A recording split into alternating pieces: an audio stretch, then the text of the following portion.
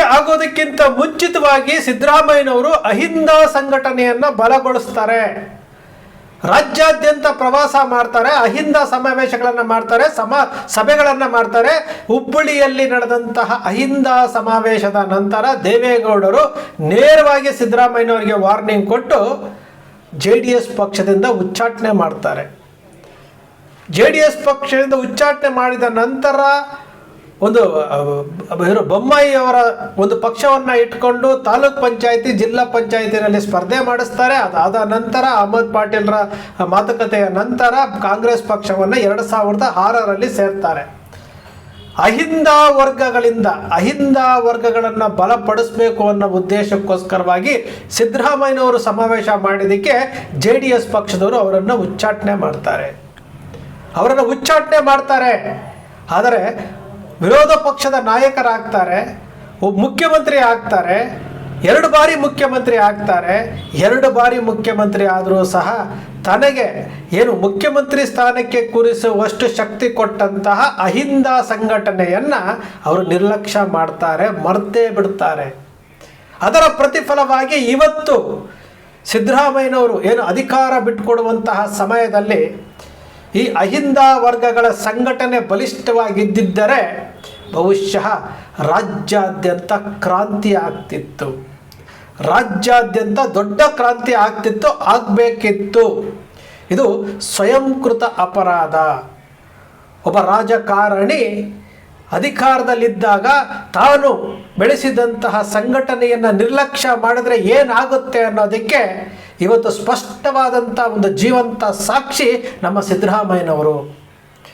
8 ವರ್ಷಗಳ ಕಾಲ ಅವರು ಶೋಷಿತರ ಪರವಾದಂತಹ ಆಡಳಿತ ಕೊಟ್ಟಂಥವರು.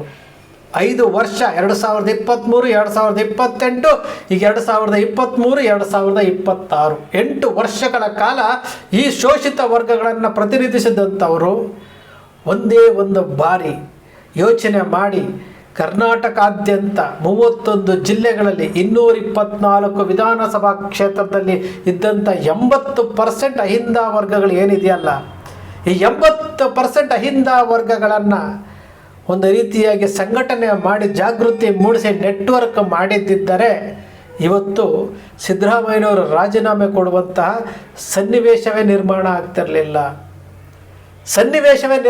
ಆಗ್ತಿರಲಿಲ್ಲ. ಇದಕ್ಕೆಲ್ಲ ಕಾರಣ ಸ್ವಯಂಕೃತ ಅಪರಾಧಗಳು. ನೀವು ಯೋಚನೆ ಮಾಡಿ, 80% ಇರುವಂತಹ ಅಹಿಂದ ವರ್ಗಗಳನ್ನು ಪ್ರತಿನಿಧಿಸುವಂಥವರು ಯಾರು ಎಂಬ ಪ್ರಶ್ನೆಗೆ ನಮ್ಮ ಮುಂದೆ ಇರುವಂಥದ್ದು ಶೂನ್ಯ. ಇದನ್ನು ಯಾವುದು ಸೃಷ್ಟಿ ಮಾಡಿ ಹೇಳ್ತಾ ಇರುವಂಥದ್ದಲ್ಲ, ಕಲ್ಪನೆ ಮಾಡಿ ಹೇಳ್ತಾ ಇರುವಂಥದ್ದಲ್ಲ.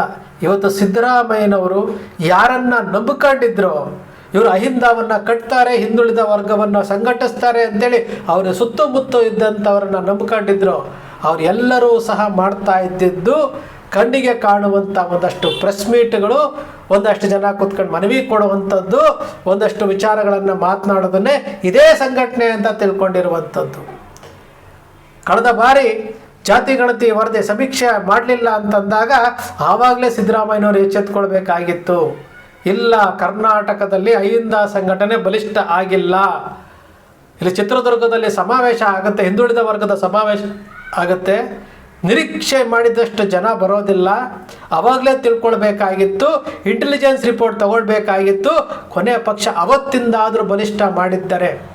ಒಂದು ಜಿಲ್ಲೆಯಲ್ಲಿ 5,000 ಜನ ಯುವಕರನ್ನು ಅಹಿಂದ ಸಂಘಟನೆಗೆ ತೊಡಗಿಸ್ಕೊಂಡು ಅವರಿಗೆ ಟ್ರೈನ್ ಅಪ್ ಮಾಡಿ ಅವರನ್ನು ವ್ಯಕ್ತಿತ್ವ ವಿಕಸನ ಮಾಡಿ ಅವ್ರಿಗೆ ಯಾವ ರೀತಿ ಸಂಘಟನೆ ಮಾಡಬೇಕು ಅಂತ ಹೇಳಿ ಅಹಿಂದದ ಶಕ್ತಿ ಏನು ಅಂತ ಅವ್ರಿಗೆ ಹೇಳ್ಕೊಟ್ಟು ಮನವರಿಕೆ ಮಾಡಿಕೊಟ್ಟು ಕಾರ್ಯಾಗಾರಗಳನ್ನು ಮಾಡಿ ಆ ಕಾರ್ಯಾಗಾರಗಳ ಮೂಲಕ ಅವರಿಗೆ ಭಾಷಣ ಕಲೆಯಿಂದ ಹಿಡಿದು ಅವರು ಯಾವ ರೀತಿ ಸಂಘಟನೆ ಮಾಡಬೇಕು ಅನ್ನೋದ್ರಿಂದ ಹಿಡಿದು 31 ಜಿಲ್ಲೆಯಲ್ಲಿ ಸಿದ್ದರಾಮಯ್ಯನವರು ಆ ಒಂದು ನೇತೃತ್ವ ಅಟ್ಲೀಸ್ಟ್ ಇಂಡೈರೆಕ್ಟ್ ಆಗಾದರೂ ಪ್ರೋತ್ಸಾಹ ಕೊಟ್ಟು ಮಾಡಿದ್ದಿದ್ರೆ ಬಹುಶಃ ಇವತ್ತು ಅಹಿಂದ ಸಂಘಟನೆ ಬಲಿಷ್ಠ ಆಗ್ತಿತ್ತು.